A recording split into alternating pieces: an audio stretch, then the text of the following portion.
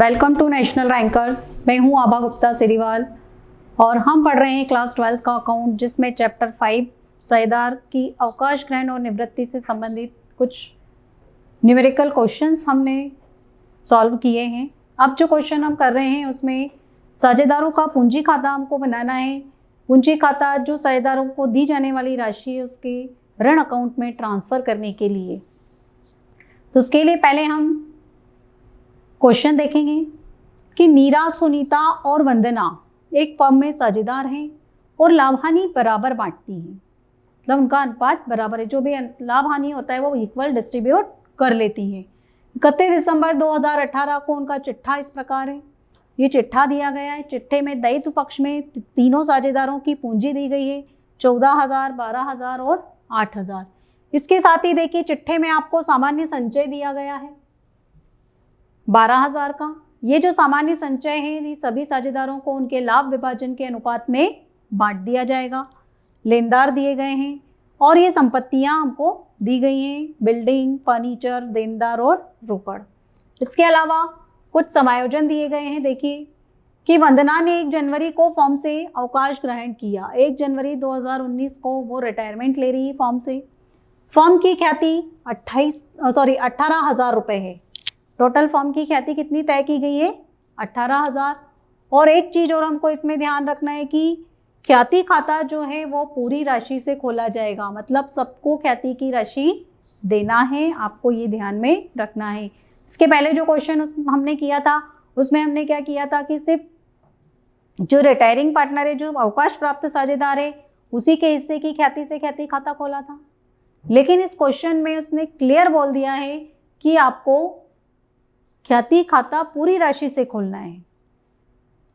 इसके बाद और यह राशि व्यापार में रहेगी, इस बात पे भी ध्यान रखना है आपको कि ये राशि व्यापार में रहेगी का मतलब ये है कि कोई भी साझेदार इसको निकाल नहीं सकते हैं। वंदना को दी जाने वाली राशि उसके ऋण खाते में हस्तांतरित कीजिए। तो ऋण खाते में हस्तांतरित करने के लिए हमको क्या करना होगा? पार्टनर्स कैपिटल अकाउंट बनाकर ये देखना पड़ेगा कि उसको कितनी राशि दी जाना है। उसके लिए हमने बनाया पार्टनर्स कैपिटल अकाउंट। ये कॉलम्स बनाए हैं, 3 पार्टनर 3 कॉलम हमने बना लिए। सबसे पहले हम पार्टनर्स की कैपिटल लिखते हैं और कैपिटल हम क्रेडिट साइड में लिखते हैं। तो यहाँ पर भी हम क्रेडिट साइड में इनकी कैपिटल लिख देंगे by balance BD. By balance BD इनकी जो कैपिटल दी गई है 14,000, 12,000 और 8,000। ये 14,000, ये 12,000 और ये 8,000। इसके बाद जनरल रिजर्व की सामान्य संचय की राशि दी गई थी, वो भी हमें सभी साझेदारों को उनके लाभ विभाजन के अनुपात में बांटना है बाय जनरल रिजर्व।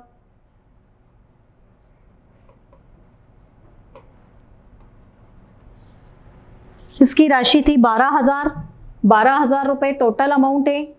तो 3 साझेदारों के बीच में 4-4 हज़ार रुपये 1/3 हम बांट देंगे। 4,000 इसको मिलेंगे, 4,000 इसको मिलेंगे और 4,000 इसको मिल जाएंगे। इसके बाद ख्याति खाता खोलना है, पूरे मूल्य से खोलना है। पूरा मूल्य मतलब 18,000 रुपये की ख्याति है और 3 साझेदार हैं, तो हर साझेदार को 1/3 में देंगे हम, तो कितना मिल जाएगा? 6-6 हज़ार रुपये। यहाँ लिख देंगे बाय गुडविल 6,000, 6,000 और 6,000। अब टोटल लगाएंगे हम। वंदना की टोटल 18,000, इसकी टोटल 12 और 4 16 और 6 22,000 और इसकी टोटल 24,000। अब वंदना को जो देय राशि है उसको ऋण खाते में हस्तांतरित करना है। ऋण खाते में हस्तांतरित करना है मतलब फर्म के द्वारा अभी उसका भुगतान नहीं किया जा रहा है, फर्म उसको देय राशि अपने ऊपर लोन के रूप में मान रही है। तो हम यहाँ लिख देंगे टू वंदनास कैपिटल अकाउंट। और वंदना के अकाउंट में लिख देंगे टोटल उसको देय राशि है 18,000 रुपये, 18,000। और इसके बाद जो बाकी के पार्टनर हैं वो फर्म के व्यापार को चालू रखेंगे, इसलिए उनका बैलेंस निकाल दिया जाएगा। नीरा और सुनीता, इसकी 24,000 और इसकी 22,000 और इधर आ जाएगा डैश। और इस तरह से पूरी टोटल इसकी 24,000, इसकी 22,000 और इसकी 18,000। तो देखा, जब आपको सिर्फ ये पूछा जाए कि जो साझेदार रिटायरमेंट ले रहा है उसका जो अमाउंट निकालिए और उसको ऋण खाते में हस्तांतरित कीजिए, तो वो आपको इस तरीके से कैपिटल अकाउंट बनाकर उसको सॉल्व कर देना है। Thank you.